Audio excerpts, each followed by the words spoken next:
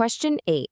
Critically examine powers and functions of the governor. 16 marks. Welcome to today's explainer class. I'm your professor, and today we're executing a highly structured, comprehensive breakdown of a guaranteed 16-mark long answer question for your KSLU constitutional law examination.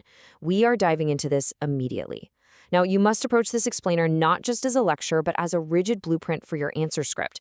Maintain a strict, authoritative tone in your writing. The evaluator is not looking for stories, okay? They are looking for precise constitutional provisions, structured arguments, and landmark case laws. We're going to ensure your exam booklet reflects absolute clarity. Synopsis.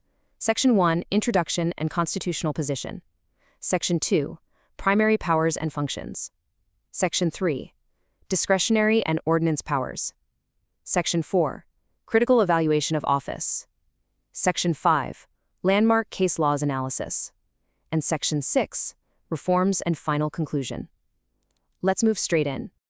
Section 1, Introduction and Constitutional Position.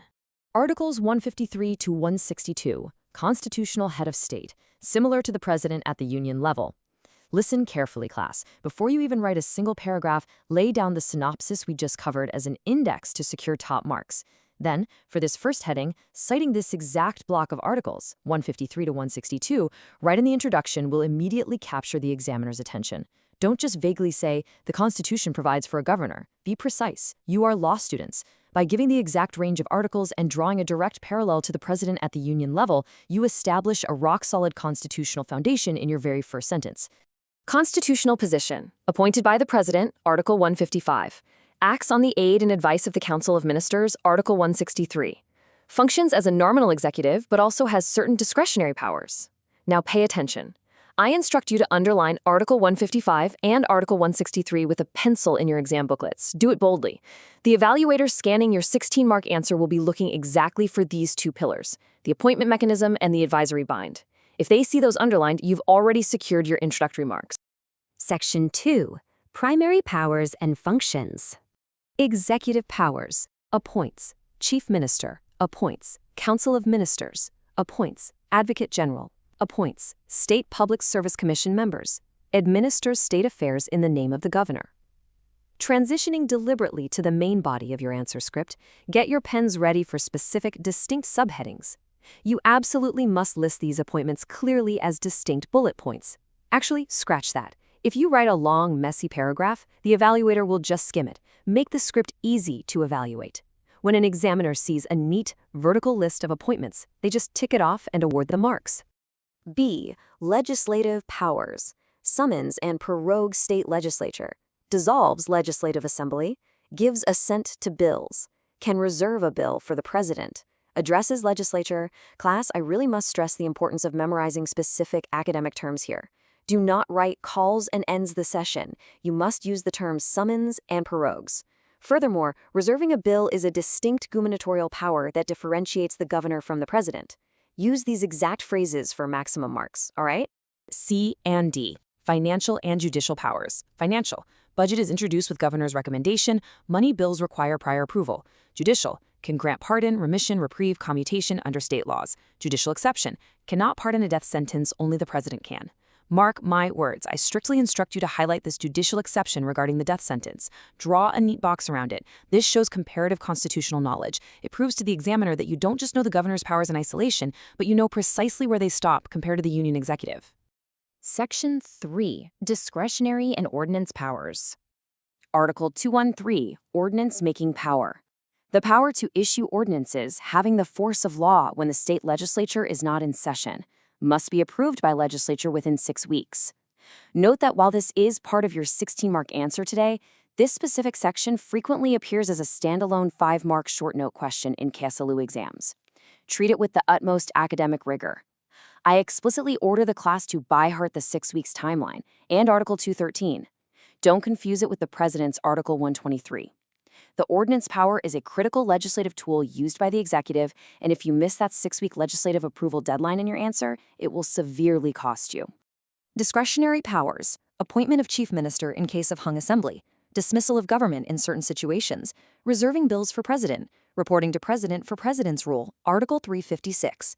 This right here brings us to the absolute crux of political debate, the discretionary powers.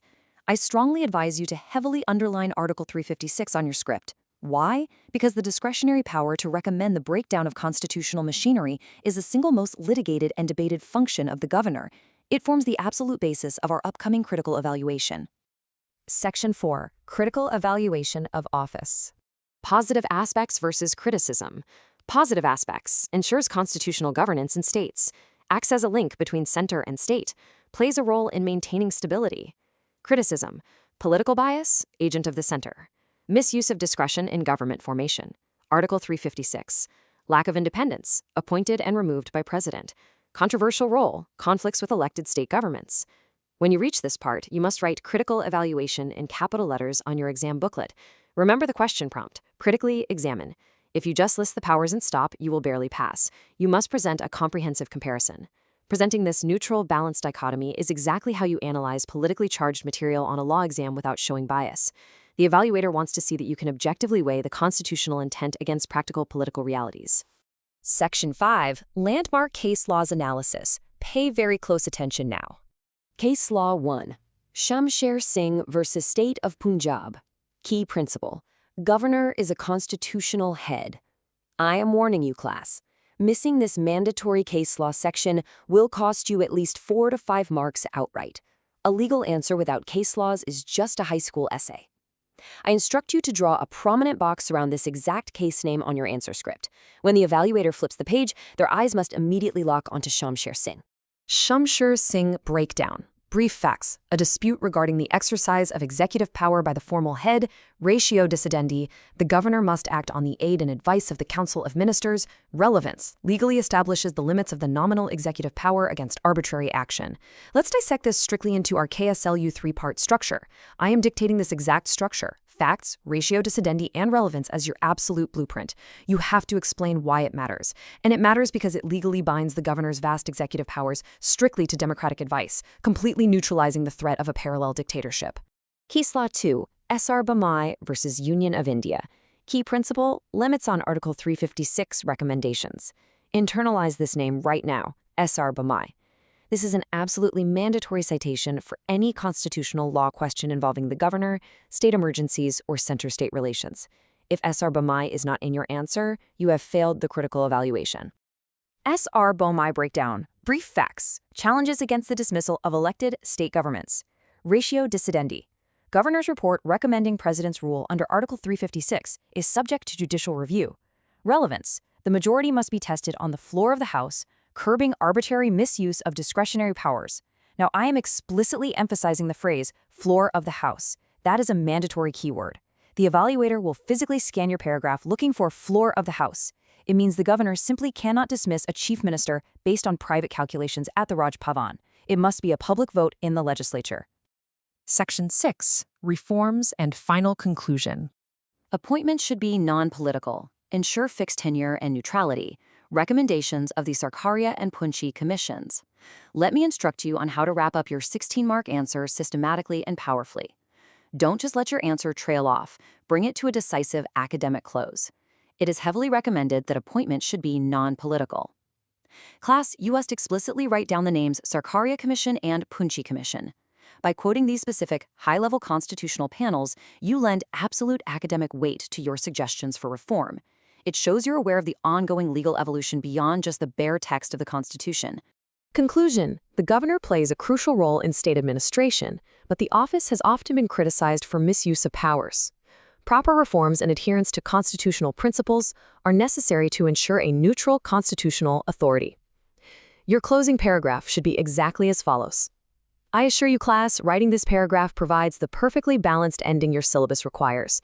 It acknowledges the friction without taking political sides, reaffirming the supremacy of the Constitution. Will future constitutional amendments formally codify these commission recommendations to permanently secure the absolute neutrality of the governor's office? To conclude our explainer today, I leave you with this critical question to ponder, one that pushes beyond the immediate syllabus.